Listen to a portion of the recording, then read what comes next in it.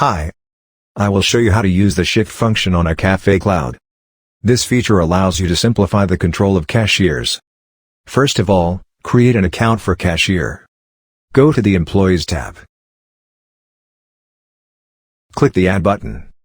Enter the staff name and password of the new account.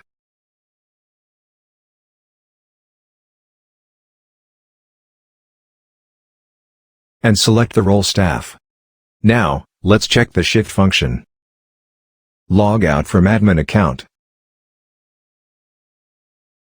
And log in as a cashier. After login, cashier will see an offer to start a shift. Now, cashier can start his work.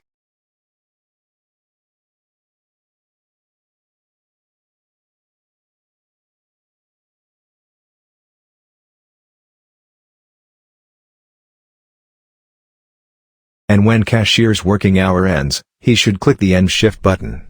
After he ends the shift, iCafeCloud will show the shift details, like cash amount, paid amount from the card, the start, and the end of his shift and total work time.